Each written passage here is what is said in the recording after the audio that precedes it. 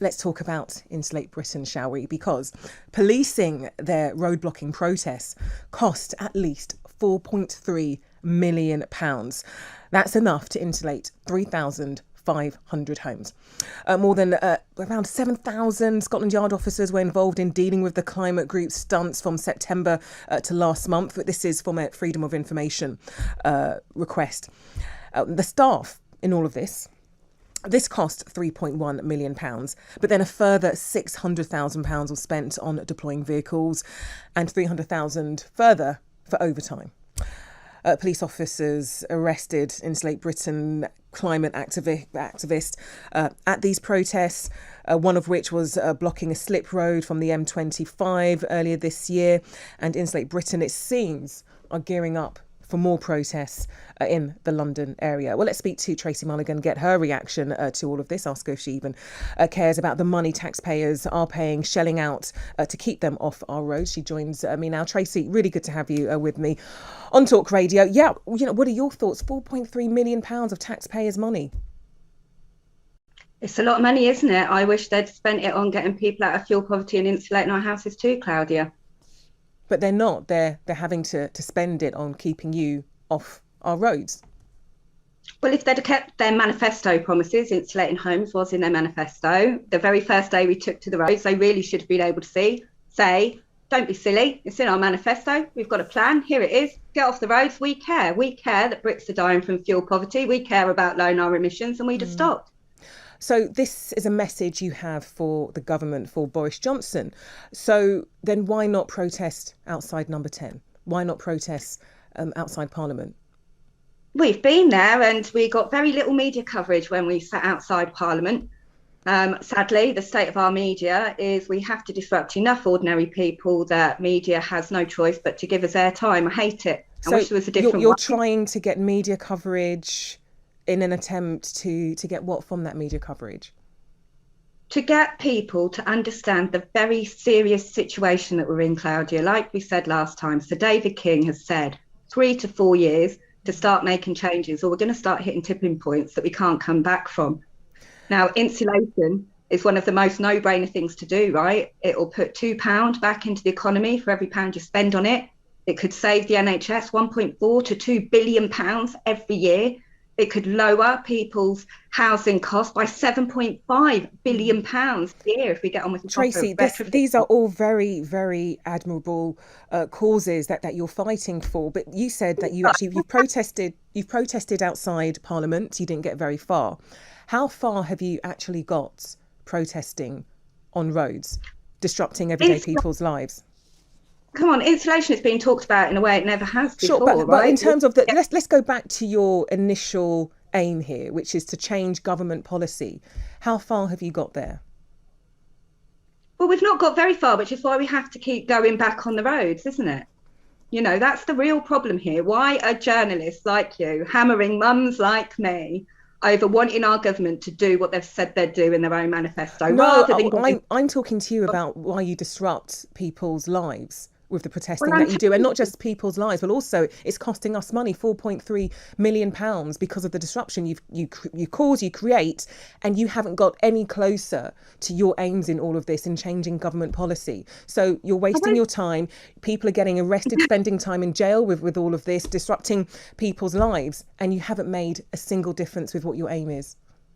Come on, that's not true at all. The government don't seem to be wanting to get on with insulating at the moment, but there's lots of people coming out behind us, Ed Miliband, loads of people saying insulation needs to be done. But that's not the government, is it? That's not the government. The government hasn't changed any policy because of your actions.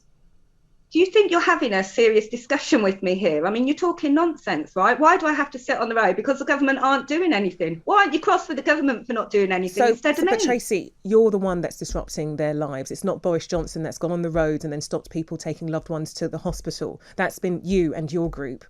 So I'm asking a very simple question. What change has actually happened off the back of all your protesting, all the disruption that you've caused?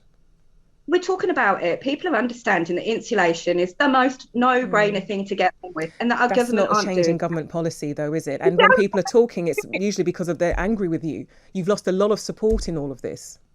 That's not true. Our support has grown. Our campaign has grown. When they locked the first 9 of us up Over 400 people took to the streets with us, Claudia. Over 140 people, many who'd never been arrested before, sat down on the road. What about the people who were stuck on the roads for hours?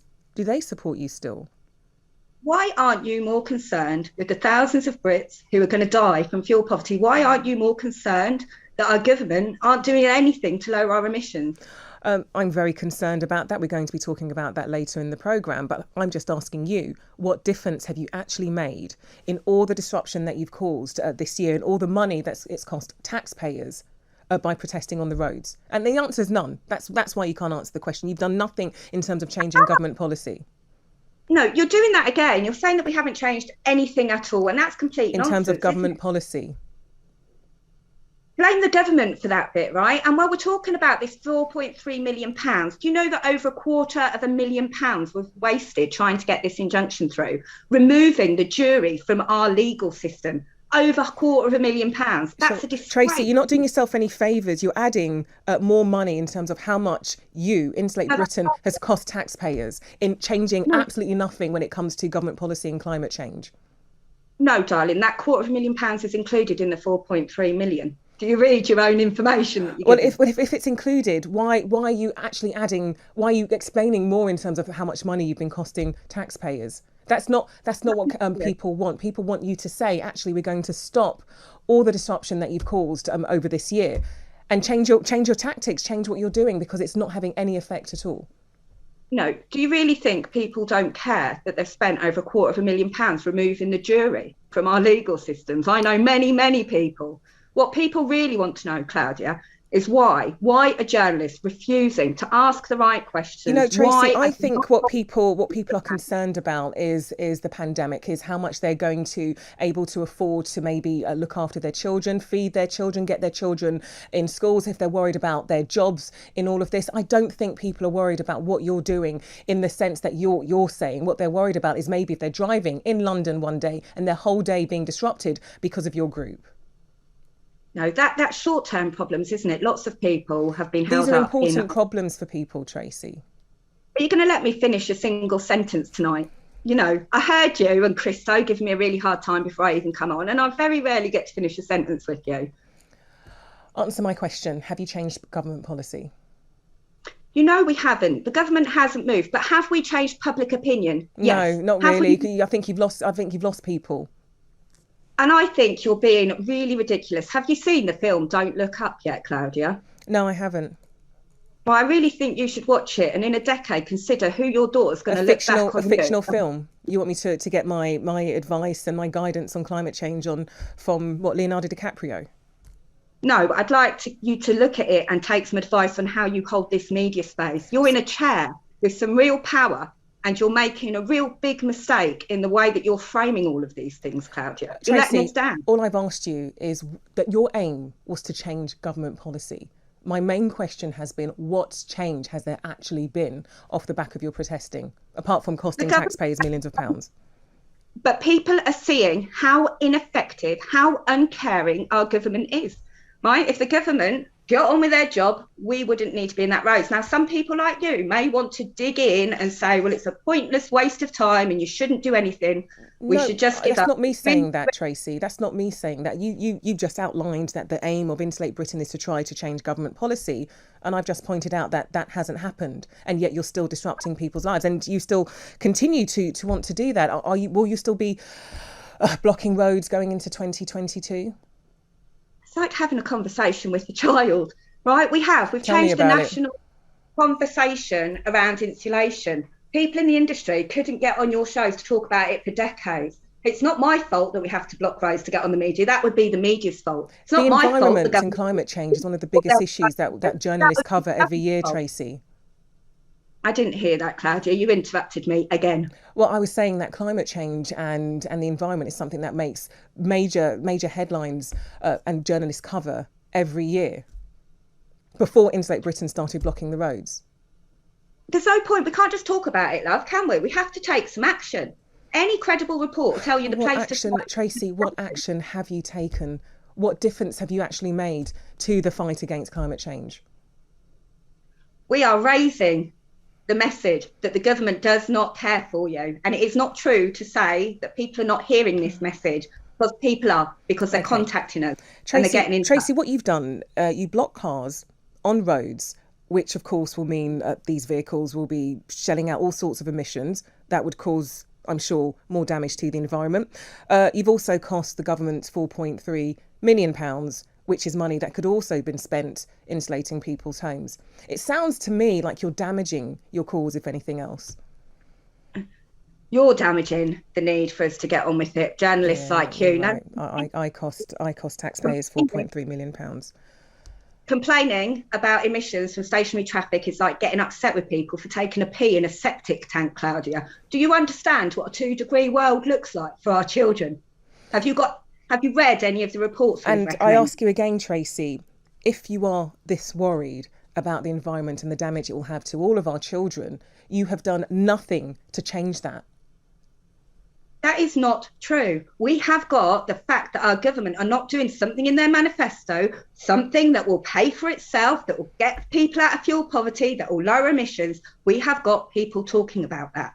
And that is really important, right? Because we have to have these grown-up conversations about how we deal with our planet becoming uninhabitable because we refuse to look at the physical reality of what putting all those emissions up into the air does. So we are talking about that. So that is progress. Now, if you don't like the fact that the government are still not doing what they said they'd do, join us. Come and sit on the motorway. People are also incredibly angry with your actions, Tracey, and you don't have as much support when it comes to Insulate Britain that you might think. And in fact, somebody's text, they have a question for you. They're asking if you have your home insulated. This is coming from Nasha. Tracey, is your home insulated? Coming from somebody who's buying this media drivel, right? It's not about the individual, is it? This is about working together. If you're blocking the roads, blocking the everyday activities of people, including people trying to get loved ones to hospital, and you're not doing the very thing you're demanding, trying to force people to do, it kind of is important in all of this.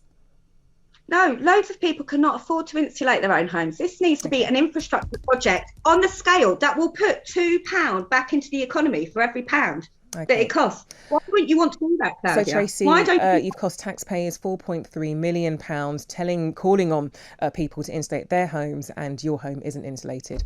Tracey Mallaghan from Insulate Britain, always interesting talking to you. Thanks so much for talking to me on Talk Radio with her board there. But do you support Insulate Britain all the more now? Now they've blocked your roads. This is what Tracey is saying. She's saying that actually forget about their initial plan of trying to change government policy. Now they want to make sure they get support from the nation. Do you support Tracey and Insulate Britain? Let me know. 0344 499 1000. Tweet me at Talk Radio or text talk at 87222. You're listening to Claudia-Liza on Talk Radio.